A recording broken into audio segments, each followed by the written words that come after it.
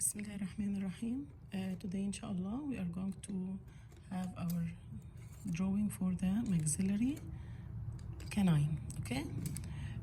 First of all, we should know that I have no more incisal edge, so I shifted from the incisors. Okay, having an incisal edge as we used to draw, to a canine that has a cusp tip. Okay, see the difference? So from the beginning, what I'm going to do, we are going to follow the same steps. I will have my crown length, which is 40 millimeters. Okay, then I will take my root length, and as I know, the maxillary canine has the longest root, so it is 68 millimeters. So I will count 6 big cubes, then 8 small one. Okay, then I'm going to make my midline usually. So I have my cervical line here, the crown length here, the root length. Make midline for each aspect, then begin take your measurement. This is the mesiodistal dimension at the cervix. It will be 11 mesially and 11 distally. In the incisors, we used to make the other measurement here, right?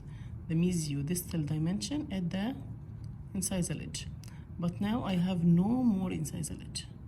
No more incisal edge. This is for the incisors. Now I have canine.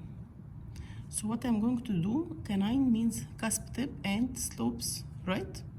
So in the first step, after I take this point, I have to take my measurement mesiodistally, but it will be here on the slope level, not here in the incisal part type. How can I determine the level of the slope? Take our rule, which says that the distal slope is usually longer than the mesial slope.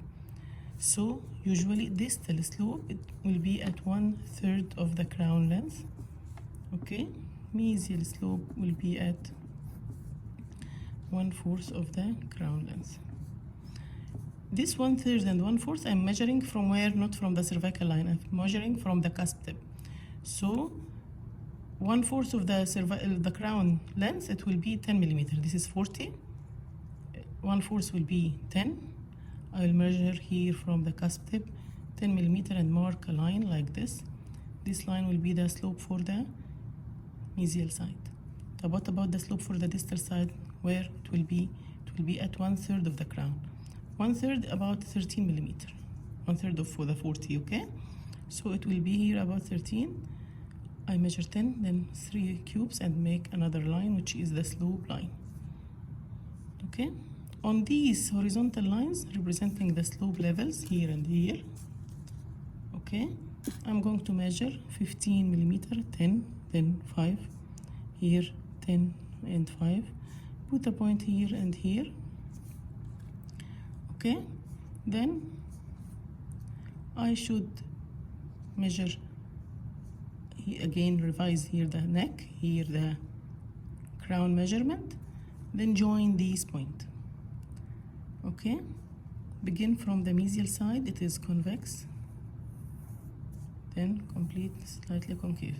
Okay, and the opposite and the distal, concave, right, and convex. Here at the contact area, it is usually convex here and here. Whatever the line, how it appears, again, the outline mesially is convex, then concave. At the junction is where the contact area present, it is convex. Here concave and convex, with the contact area again convex, to form what? Pointed cusp tip. Then I have to make my cervical line. So I have 4 lines, the mesial, right here, convex, concave, concave, convex. Then I have my cervical line. Of course, you know this, the cervical third elevation, which represents the cervical ridge, which is present in all the teeth. We discussed it before. The new ridge here is the labial ridge. Why? Because it is the canine, as I told you. What happened in the canine? The middle loop gets developed. So I find elevation here representing the labial ridge in the middle part, and lingual ridge in the lingual surface. As you see here in the incisors, it was flat, right?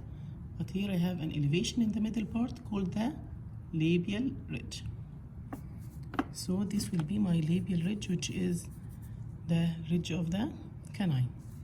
After that, I'm going to make my root.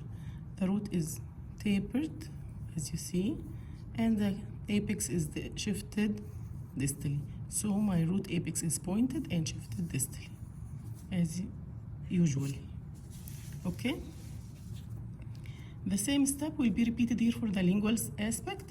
Again, this is the distal side, right?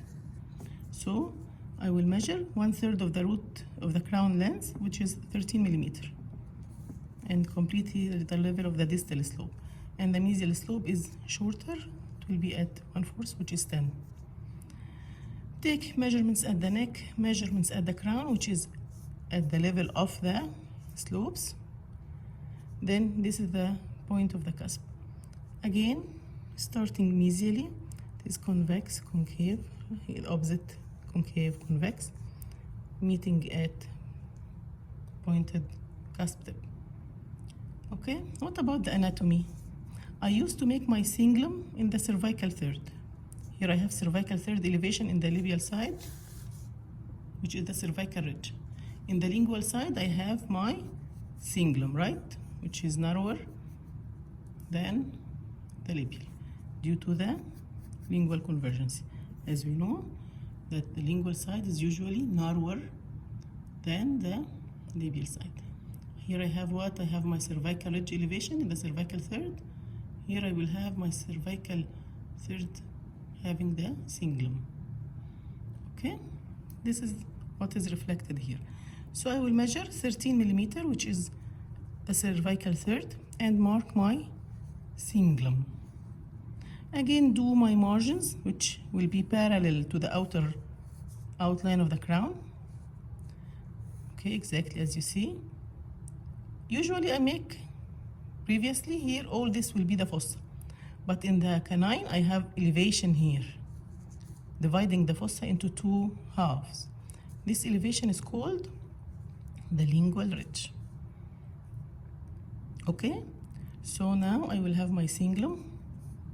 I will have my mesial marginal ridge, this area, distal marginal ridge, right?